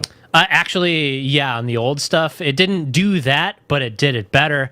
Listening to the new stuff versus listening to the old stuff as fresh on the same day, old stuff, better. Grabbed me so Right much away. better. Yeah. The production was kind of on par. It's not like they went through, like Metallica being recorded in a tin can versus like today. Yeah, Metallica. I definitely don't have an issue with the recording. My main issue is you went from having something. I mean, it's not like there aren't any similarities, but you went to having something that seemed original. I wouldn't and say now it seems relatively status quo. I can find other bands that sound exactly like what they just put out almost. What I didn't like about the new stuff was just these, or maybe that's at the gates. I'm kind of like lost in between. Yeah, because neither one of these really grabbed me at first, and I'm gonna try and stick to Skeleton Witch. What I liked Skeleton Witch better of the two because I feel like it had more of the osmosis of hardcore permeating it just because of the venues that they were probably playing as local bands.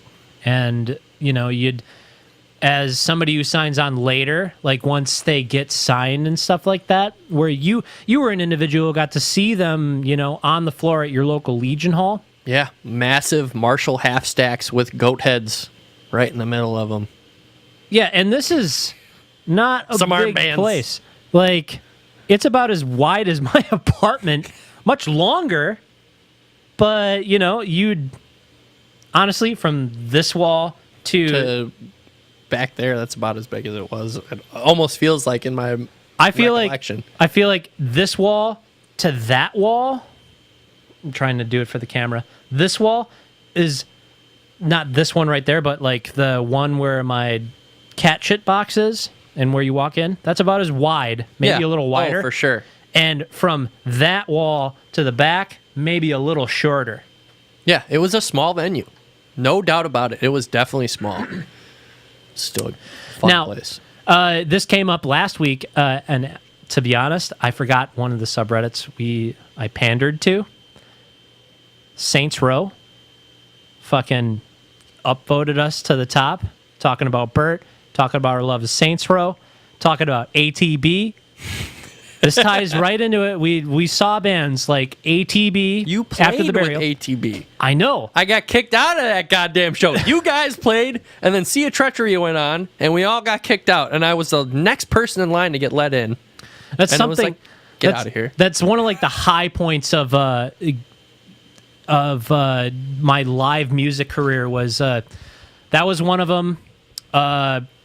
Probably my favorite show ever. Playing with the Sumerian armbar, because that was Boo, Born of Osiris, Veil of Maya, and ATB. Right? And it was such a great show that literally over capacity, beginning to the end for that place.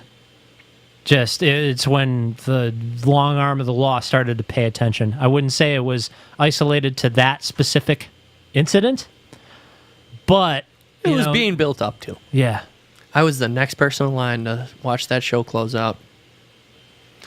God fucking damn. Like, I barely even knew you. Shuttle. Yeah, then barely even knew you. So then we went to Pizza Shuttle. Willie, and when we say we didn't hang out then. No. Yeah, it was Crystal, Willie, and the keyboardist, David. We all went to Pizza Shuttle. Because they like saw that I didn't get in, and they were just like, oh, that's a bummer, man. And they all came out, and we all went out and got You pizza. know what? I was like, that's so great of you guys to do that for me. Some friends in our circle, I would be like, I would not expect them to do that just because of their character. But like, those are good friends, you know. Our friends didn't get in, so we're gonna go with them. Yeah, it was a bravo. Bummer. It was a total bummer. One of my second best shows that I played was at that same venue, Shorewood Legion Hall. It was with Impending Doom and Whitechapel. Once I quit that band that I fucking loved being in, that we played that show you just talked about. Whitechapel just makes me let out a exasperated wheeze of air. I'm sure they're really nice guys, but for what they do they really need 3 guitarists? No. I've seen them a bunch of times. That's a pass for me. Maybe they just wanted to take exactly what was on the album and have it all covered, because there's certain individuals who are that nitpicky that don't necessarily have the this is going to cost us a lot more to do it this way. If we could just kind of cut a few things, you know, maybe we could make a little bit more money for the rest of us, but or maybe we could just have like one less finger in the fishbowl. Yeah. Which is what I'm surprised. That was part of that Badish Yaku thing, or Batushka, or whatever. Batushka? Litigoria. The 50 ways you could potentially pronounce that. I thought it was Batushka. I'm not gonna nail it, but I'm just surprised. They have a really large touring group. It's just shocking to me. And that was actually part of the point I didn't get to make, was I'm really curious to see what it's like to see them live, if they can really nail it all down. But we're definitely getting sidetracked. Right. But this is good. This is good. Skeleton Witch, Devouring Radiant Light, the new album. From the small taste, as I think I already stated this, is old stuff better. I think it was the Serpents album. Do you know it by name? Oh, you listened to their most recent new album with the old cast, Serpents Unleashed. Yeah.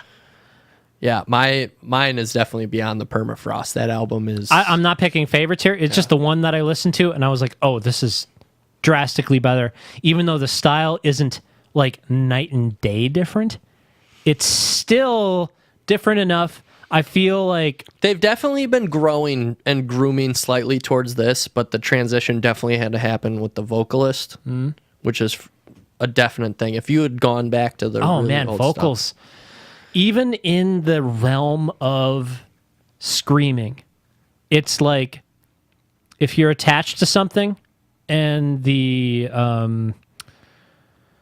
the timbre of somebody's voice, even in the realm of screaming, it's like going from David Lee Roth to Sammy Hagar. You know? Different. It's definitely catered to. My opinions on the album are... Now, there were definitely some dick swinging moments, I felt like, in one of the songs. In the new album? I haven't listened to the entire one. Yeah, in the new one. I haven't listened to the entire thing, but there was one on the 3 songs that you could get.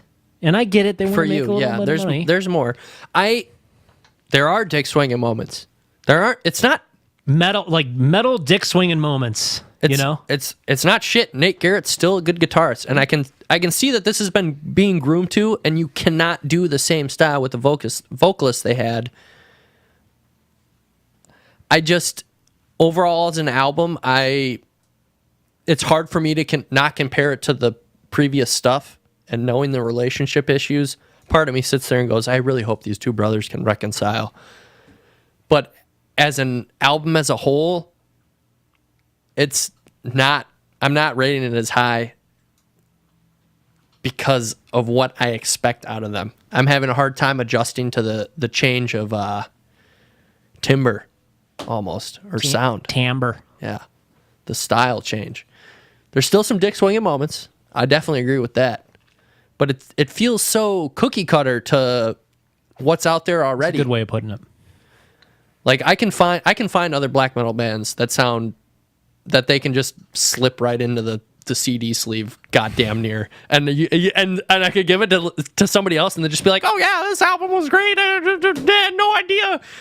I feel like I really need to get a Rollins clip of this. Slip! Ed! Yeah. Let me reiterate though, like going through this album and like 3 songs, one of the songs, and I wish I could name it. I don't have my accounts brought up on this computer because I like to keep this computer clean. I don't shit where we broadcast.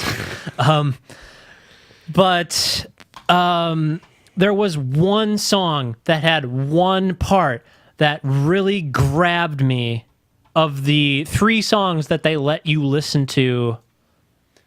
Trying to get you a track list here. Here you go. It was either Fen of Shadows, When Paradise Fades, or Temple of the Sun. The first 3 tracks. That's what they released on the platform that I'm on. Basically, there was like 1 or 2 memorable moments, and like through other stuff, I was just like struggling. What I look for is music that I can't put on in the background. This was something that I could completely put on the background, even though it's just blah, blah, blah, blah, blah, blah, blah, like metal, and like I could put it in. That's the thing. Forget it's on and just go about my thing and forget about it. And that's not what I do with metal music. When I hear, this fine heavy metal music, I look for something that just grabs me in, and it's like you have my undivided attention, at least the first time. So, 2 things here. First of all, that's definitely a difference between us because that's what I do at work. I just put metal on and I go. It's fine if it drips out into the background, but I will always pick up on these parts over the course of my day. The other thing is, with me, have you listened to the new... I want it to make me pay attention. Yeah. The other thing is, did you listen to the new Between the Buried and Me 2 sides, the A and B, Automa? No, I haven't listened to their last few albums, and I really should because I've always really enjoyed them. You should, because that's stuff you gotta pay attention to. That's always been the case. That's part of this for me though. Is Devouring Radiant Light fell into super backdrop for me. I did not pay attention to large chunks of it. Even if I am putting something to the background, I'm still conscious of what's going on, and I'm still paying attention to it. Like their older stuff, especially stuff off Beyond the Permafrost. Granted, a large part of that I'm paying attention to because I have a storied history with it. Mm-hmm. But I'm listening. I'm consciously eating up all of it.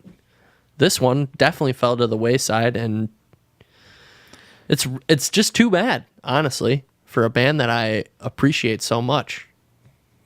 I literally can read something aloud and not even retain it if I'm not interested in what it is. I can consciously read through something in my head too, it doesn't matter if it's like out of my mouth or aloud. My mind can go someplace else simultaneously and think about something else because whatever is disinteresting. Yeah, it's disinteresting. And I don't know like how I do it. Like you try to fucking rub your tummy and pat yourself on the head. And it seems kind of impossible, but I've always tried, especially with reading, if I'm not interested in what I'm reading and I'm just like thinking while I'm reading, I always try to revert back so I don't miss something. I had to do that a few times with this music. And it just, it wasn't something that made that thing kick in. That's like, I'm going to pay attention to this. I agree on this album for sure. Which, those statements you made, that's very similar to me with people recommend me audiobooks and podcasts and stuff constantly, which I don't know if I've really said this on air. I don't consume podcasts and stuff as a form of media, like whatsoever. I can't. It just doesn't work for me. I have some points to make on that later on with some of the stuff we're going to talk about with Gene Simmons. So that's coming later on what we're going to publish Monday. It won't be on tonight, or it won't be on this episode. Maybe it'll be posted earlier than this one, depending on how we decide to parse this stuff out. If you're getting the audio, you're going to get this before. Yeah. The audio is going to get everything. But Devouring Radiant Light, unfortunately, it's kind of forgettable, especially compared to some of their older stuff. And you only listened to their most recent album outside of this, which was the Unleashing the Serpents. Their stuff even more previous to that was, at least for me, it was earth-shattering at the time. I still think Beyond the Permafrost is up there as one of my favorite albums of all time. I'll have to listen to it. If it's that good, we shall see. But then again, Different strokes for different folks. yeah, I was about to insult you, because that's what your real friends do. There was a little tidbit at the end of the new Mac Groening. Was it Disenchanted? Yeah, Elfo's just like, I love you because you just insulted me. That's Right. what real friends do, don't they?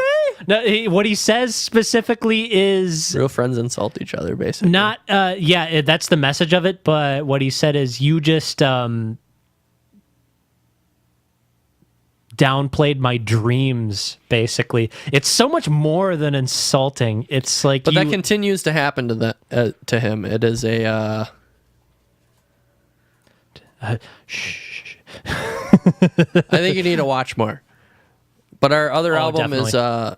is At the Gates. The Gothenburg Swedish kings of melodic death metal. Let's give this one a good intro in case we decide to format this one just like a little bit differently. Okay. I don't think we're gonna alienate anybody who actually like listens to us regularly.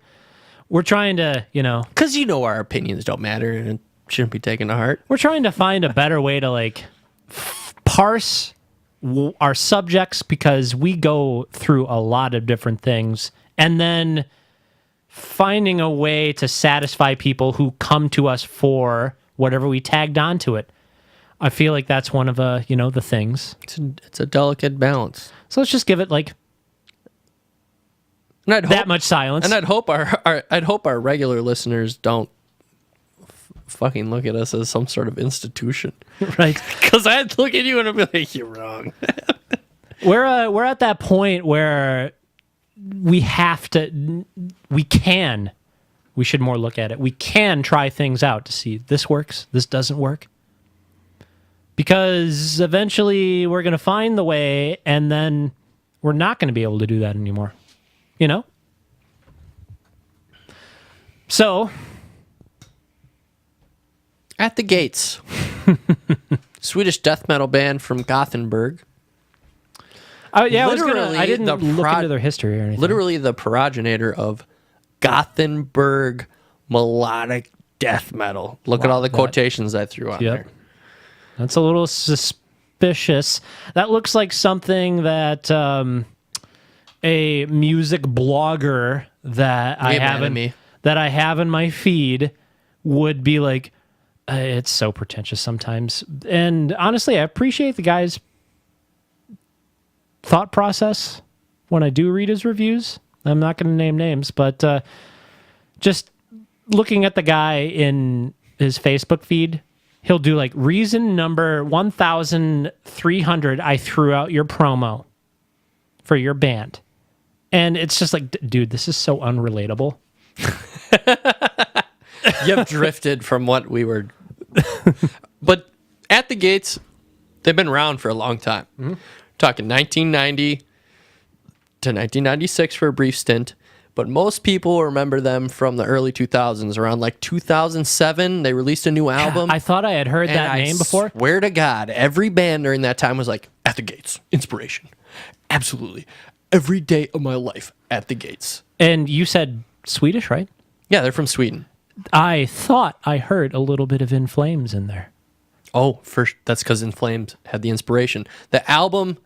I thought I was crazy. I was like, nobody's going to make that connection, but... This album, Slaughter of the Soul, that they released in 1995, all the metal bands, no joke, from like 2000 to 2010 were just like, At the Gates, Slaughter of the Soul. Just touch me in my heart, right in the right place, and you'll hear the influence throughout those bands from these guys, especially if they're trying to do the melodic death metal thing. It's an older code, sir, but it checks out. Oh, it checks the fuck out. So they released a new album recently. That was May of this year. That's May 18th of 2018. And things to note about this band is they go through really long stints of no content. So there was 1991 to 1995. Then it was a dead zone. And then they released an album in 2007. And then they came out with another album in 2014 at War with Reality. That album was super good. I was just like, wow, these guys came back. They're bringing it all to the forefront.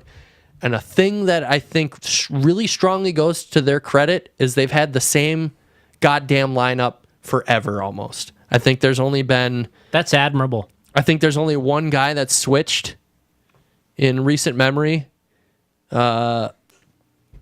I'm sorry, there's two people that have switched. Early on, they lost a rhythm guitarist, and then on this most recent release, they lost their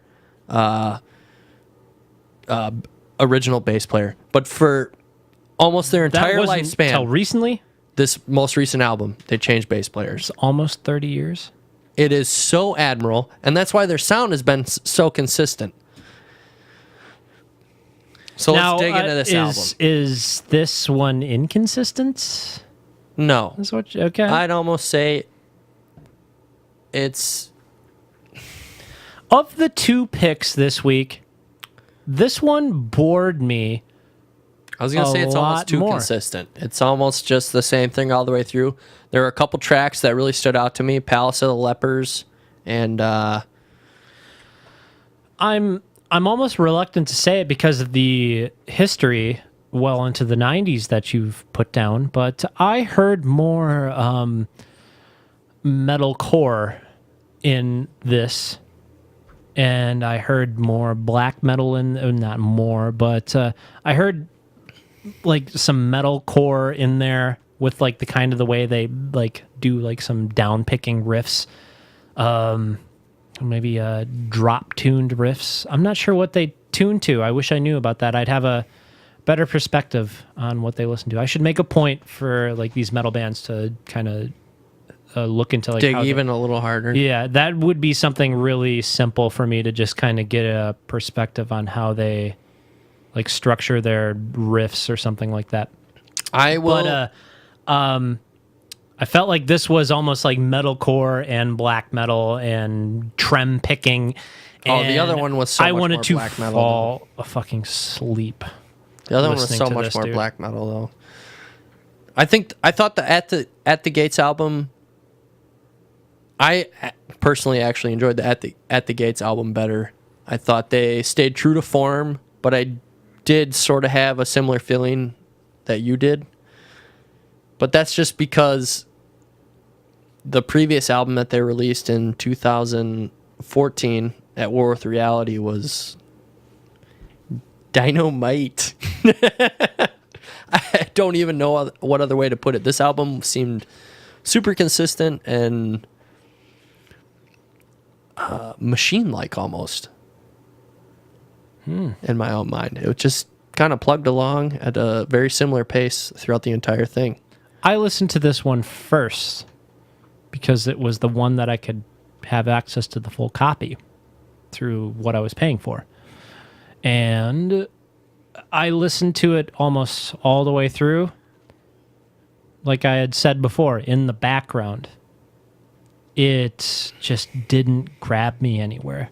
It really didn't. And then I listened to some of it again earlier, intentionally trying to focus in on it. And it's a lot of la la la la la la la la la la la la and a lot of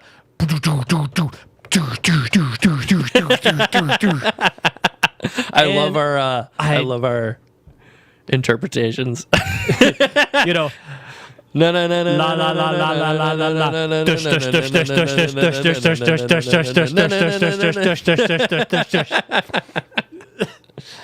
I mean, but am I wrong?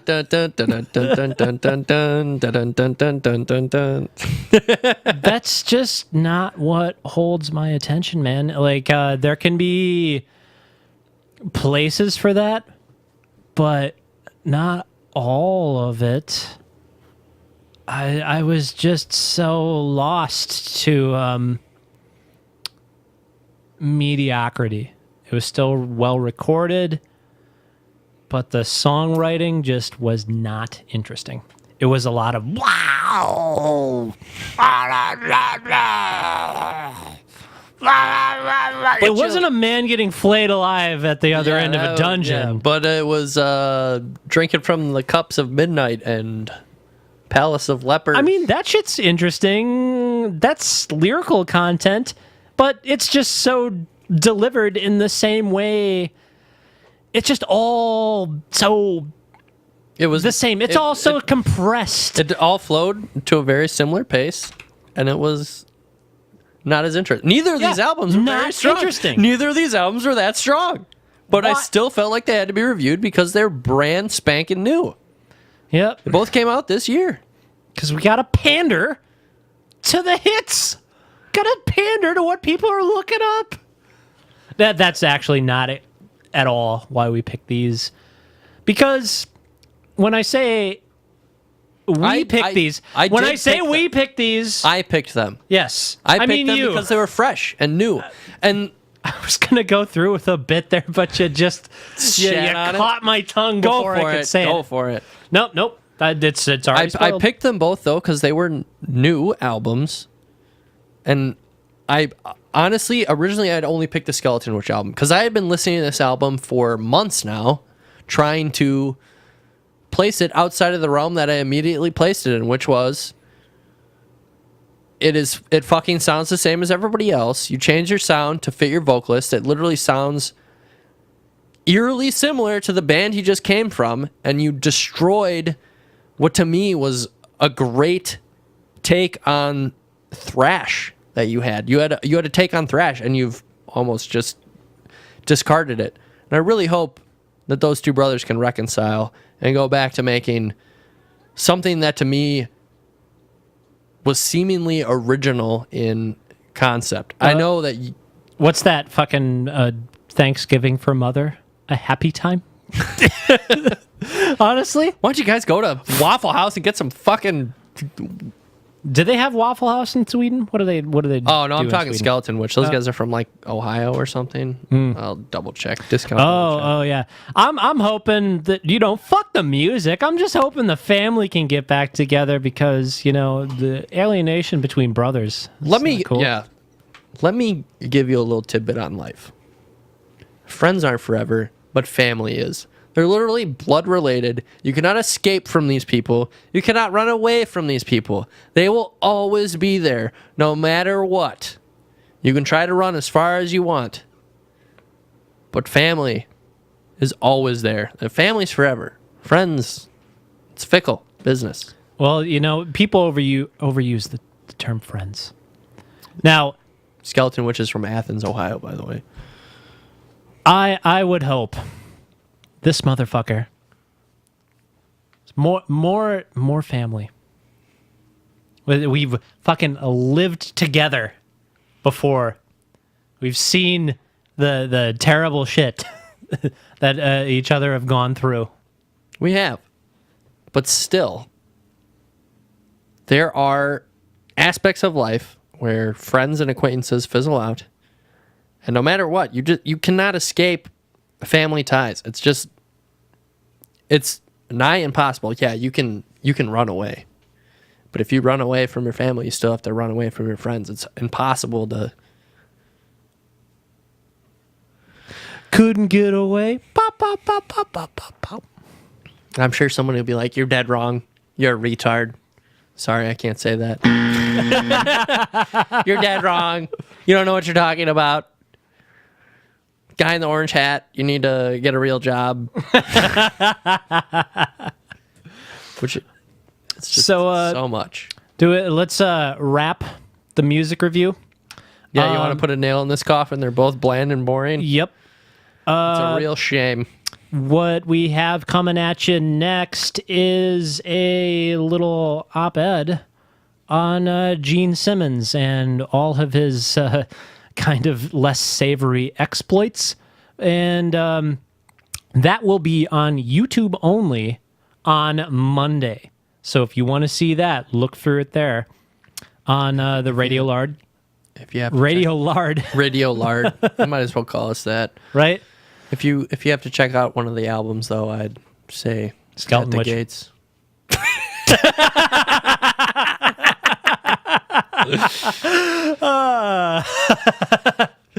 All right. Yeah, I love it. That's exactly what we want. That's a wrap for the regular show, and we will see you next week, or we will see you Monday.